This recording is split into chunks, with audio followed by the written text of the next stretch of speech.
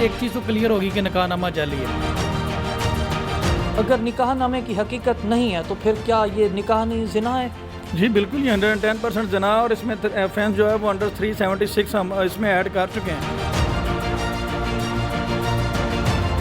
लड़की को और जहीर को, ये पूरा इनका जो गैंग था ना वो उसमें पंजाब यूनिवर्सिटी में यहाँ पे तो किसी ने नहीं जाना। जब हम इसको अरेस्ट करने गए ये प्रोसीजर फॉलो करने के बाद तो कर्नल साहब ने ये कहा कि ये मैं ऑन दी रिकॉर्ड कह रहा हूँ कि ये पूरी यूनिवर्सिटी बंद हो जाएगी। दुआ की वापसी इंशाल्लाह इस 24 को हेयरिंग है हाई कोर्ट सिंध में, तो 24 को इंशाल्लाह दुआ जो हाई कोर्ट में होगी।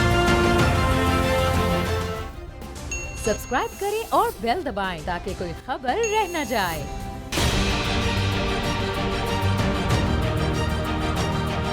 क्राइम फाइल दुआ ज़हरा। अस्सलाम वालेकुम, आप देख रहे हैं बोल बज़ और मैं हूं सैयद अली रज़ा। कराची से लापता होने वाली दुआ ज़हरा के केस ने एक नया दिलचस्प मोड़ इख्तियार कर लिया है। मुल्ज़मान भी गिरफ्तार हुए हैं और अदालत ने भी मुल्ज़मान के ख़िलाफ़ एक बड़ा फ़ैसला सुना दिया है। इस वक्त जो लाहौर हाई कोर्ट में हियरिंग हुई है उसमें वकला ने क्या मौक़िफ़ अपनाया और अदालत ने जो अब फ़ैसला किया, क्या फ़ैसला था, दुआ ज़हरा कब पंजाब से कराची जाएगी, ये जो निकाह हुआ है इस निकाह की क्या हकीकत है, ये निकाह है या फिर कुछ और जो सोशल मीडिया पर कहा जा रहा है। इस वक्त मेरे साथ वो लॉयर्स की टीम मौजूद है जो लाहौर में दुआ ज़हरा के केस को रिप्रेजेंट कर रही है। फ़याज़ रामे साहब यहाँ पर मौजूद हैं, आपके वक्त का बहुत शुक्रिया। क्या स्टेटस है इस वक्त इस केस के हवाले से अगर देखा जाए तो? इसमें हमने जो इनिशियल स्टेज थी, बच्ची जो है वो कराची से गायब हुई है। इसके वालिद ने, जो मैं थोड़े फैक्ट्स आपको बता दूं, इसका 364 की FIR करवाई थाना अल-फलाह कराची में। उसके बाद ये बच्ची यहाँ एक उकाड़ा का लड़का था, उसने जनाब एक फ़ेक निकाहनामा करवा के उसका 164 का स्टेटमेंट करवा लिया। बाद में हमने उस निकाहनामा की वेरिफिकेशन करवाई जिसमें जो सेक्रेटरी यूनियन काउंसिल है उसका हमने उसको इन्वेस्टिगेशन में शामिल करके स्टेटमेंट रिकॉर्ड किया। उस स्टेटमेंट में उसने कहा कि जी ये हमारे पास इसका रिकॉर्ड नहीं है, ये हमारे पास रजिस्टर्ड नहीं है। उसके बाद जिस कारी साहब ने ये निकाह पढ़ाया था हमने उनको इन्वेस्टिगेशन में शामिल किया।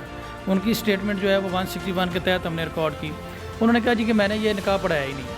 तो ये दो चीज़, एक चीज़ तो क्लियर होगी कि निकाहनामा जाली है। निकाहनामा जाली होने के बाद फिर हमने उस निकाहनामे का जो विटनेस था, 2 विटनेस थे, एक शबीर और असगर, और ये जो कारी साहब थे, इनको हमने इम्प्लिकेट किया उस निकाहनामे के ज़रिए। इसमें फिर हमने असगर जो था मरकज़ी मुलज़म था, ये कोई 10 साल से पंजाब यूनिवर्सिटी में मुलाज़म है, और ये जो शबीर है ये ज़हीर का भाई है और ये दोनों कलीग हैं। तो इनके साथ क्लोज़ एक रिलेशन है। ये कराची से लेकर सिंध से लेकर लाहौर तक, मतलब सारे मैटर में वहाँ से लड़की को ट्रैप करके लाने में और आगे उसको उकाड़ा तक जहाँ पे भी इन्होंने छुपा के रखा है, सारे मैटर में ये साथ था। लड़की हमारी इन्फॉर्मेशन के मुताबिक पहले ये समनाबाद में थी। जब हमने ये इसको इम्प्लिकेट किया, इम्प्लिकेट करने के बाद हमने इन्वेस्टिगेशन जब स्टार्ट की तो हमें पता चला कि लड़की जो है वो समनाबाद में है।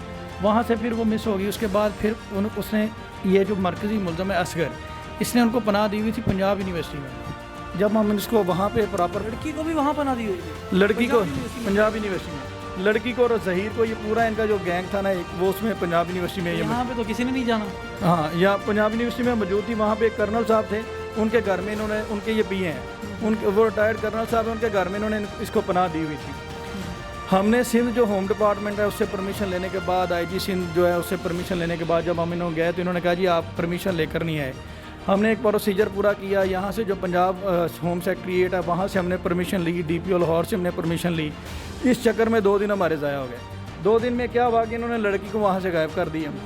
और जो मेन बंदा था, ये भी हमारी किस्मत है कि जब हम इसको अरेस्ट करने गए ये प्रोसीजर फॉलो करने के बाद तो कर्नल साहब ने ये कहा कि ये मैं ऑन दी रिकॉर्ड कह रहा हूँ कि ये पूरी यूनिवर्सिटी बंद हो जाएगी। एक हाई प्रोफाइल केस, आपका रोज़ाना ऐसे केसेस से वास्ता पड़ता है, तो आप समझते हैं कि ये मुनासिब बात थी कि अगर आप इसको लेके गए, ये अरेस्ट हुई तो बंद हो जाएगी यूनिवर्सिटी? जी ये बिल्कुल मुनासिब बात नहीं थी, क्योंकि वो सिंपल एक एम्प्लॉई है, ठीक है, वो भी एक PA रैंक का एम्प्लॉई है। ये तो जस्ट उसको शेल्टर देने वाली बात है। और वहाँ जब हम गए तो फिर हमने कर्नल साहब को कहा कि सर ये एक हाई प्रोफाइल मैटर बन चुका है और इसमें बाकायदा तौर पर सिंध गवर्नमेंट और पंजाब गवर्नमेंट इन्वॉल्व है। और हमने फिर जब मैडम जो शैला रज़ा साहब हैं जो डिप्टी स्पीकर हैं, हमने उनको कहा कि हमें प्रोटेक्शन दें। यहाँ पे फिर जुल्फ़कार अली बदर साहब ने भी कहा, जो स्पोक्समैन है बिलावल साहब के, उन्होंने भी कहा। तो यहाँ पे फिर हमने 4-5 SHOs की टीम लेके, 7 एलीट फोर्स लेके फिर हम यूनिवर्सिटी गए। और वहाँ से हमने जब इसको बंदे को अरेस्ट किया है, कितने बंदे वहाँ से अरेस्ट हुए? वहाँ से 2 लोग अरेस्ट हुए।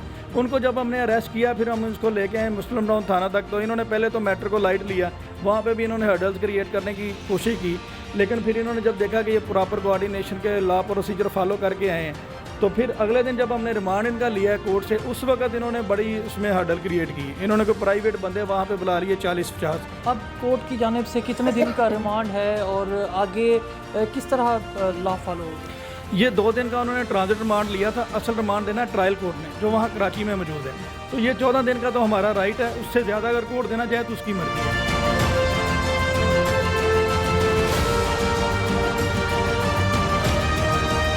अगर हम देखें इस केस को, दुआ की वापसी को देखें, तो कब तक आप इसमें जो बाकी लोग हैं उनको आप ट्रैक करने में कामयाब हो पाएंगे? जी एक्चुअली ये 2 मुलजमान जो पकड़े गए हैं ना, इन्होंने अब अपना दुआ ज़हरा की जो लोकेशन बतानी है। वैसे भी अपना दुआ ज़हरा ने अपना हरासमेंट की रिट अपना लाहौर हाई कोर्ट में फ़ाइल कर दी है, ठीक है। अब ये मैटर बेसिकली हाई कोर्ट्स के दरमियान हो गया। सिंध हाई कोर्ट्स ने भी आर्डर किए हुए हैं उनकी प्रोडक्शन के लिए।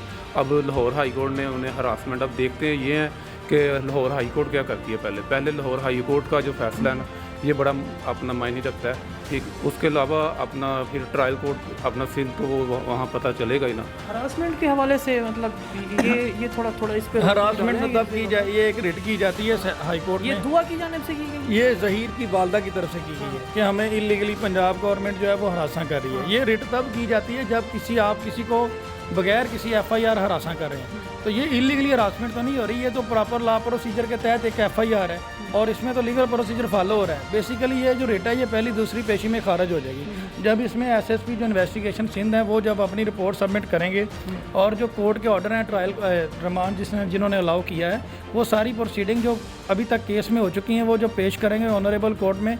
तो मेरे ख्याल में ये कोई इलीगल हरासमेंट नहीं हो रही। इलीगल हरासमेंट तब हो जब आपके खिलाफ FIR ना हो। आपके खिलाफ एक FIR है, निकाहनामा जाली है और उसके ऊपर रिमांड अलाउ हो चुका है। निकाहनामा आप कह रहे हैं जाली है, अगर निकाहनामे की हकीकत नहीं है तो फिर क्या ये निकाह नहीं जिना है?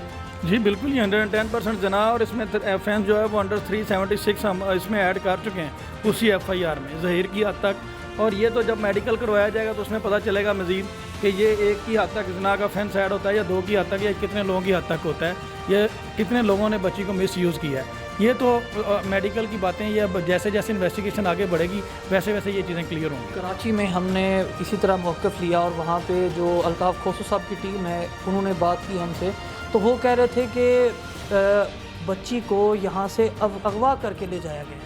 जी बिल्कुल, अगर देखा जाए कि अगर उसकी कंसेंट हो भी तो 14 साल के बच्चे की क्या कंसेंट होती है। एक कंसेंट जो है वो आप मिसअंडरस्टैंडिंग में ले लेते हैं, मिसकंसेप्शन में ले लेते हैं। जैसे आपने यहाँ जो मुद्दा उठाया वो यही अगवा वाला उठाया? जी बिल्कुल, ये अगवा वाला, ये ट्रैप कर लेते हैं एक बच्चे को।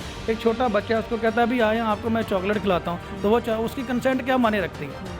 वो कंसेंट तो ना हुई। एक बंदा जो है वो कानून के मुताबिक कंसेंट दे ही नहीं सकता। लाहौर हाई कोर्ट की और सुप्रीम कोर्ट की इसके ऊपर जजमेंट्स हैं कि जो बंदा सही तरीके से सवालात और उसके जवाबात देने की कैपेसिटी नहीं रखता उसकी कोई फ्री विल नहीं है।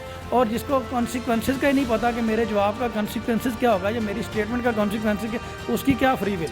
आपके पास जो सियासी पेचीदगियाँ हैं आपने उनको देना है, बिकॉज हमने ऐसे केसेस की हौसला शिकनी करनी है कि यार ऐसे केसेस पाकिस्तान में दोबारा ना हो।